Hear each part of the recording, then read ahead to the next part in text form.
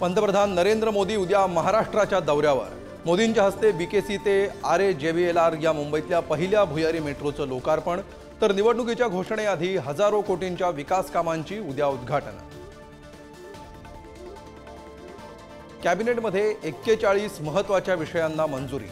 गोड्या आणि सागरी पाण्यातील मच्छीमारांसाठी महामंडळाची स्थापना, तर गड किल्ल्यांवर नशा करताना आढळल्यास 2 वर्षांची शिक्षा आणि 1 लाखाचा दंड। अहमदनगरच्या नामांतराचा मार्ग मोकळा।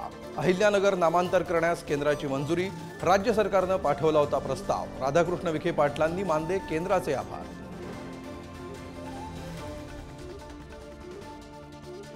लोकसभेप्रमाणे विधानसभेला कमी जागा मिळाल्यास अजित पवार महायुतीतून बाहेर पडण्याची शक्यता।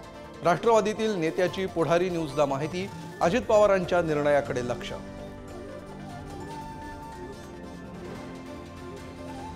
मी दिलेल्या उमेदवारालाच निवडून द्या। बारामतीबद्दल अजित पवारांचं वक्तव्य। अजितदादांकडून बारामतीतून न लढण्याचे संकेत, कार्यकर्त्यांच्या मनात सवाल। भाजपला सोडचिठ्ठी देत हर्षवर्धन पाटलांच्या हाती तुतारी। शरद पवारांकडून पाटलांचं स्वागत, आणखी काही धक्के देण्याचं सूतोवाच। आदिवासी नेत्यांच्या मंत्रालयातील आंदोलनाला यश। पेसा भरतीमध्ये मानधन तत्वावर नियुक्ती होणार।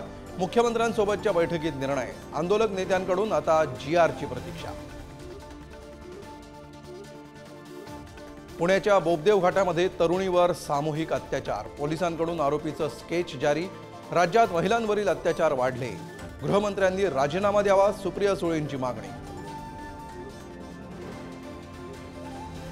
बदलापूर लैंगिक अत्याचार प्रकरणामध्ये उदय कोतवाल आणि तुषार आपटेला जामीन मंजूर। दोघा ट्रस्टींची होणार सुटका।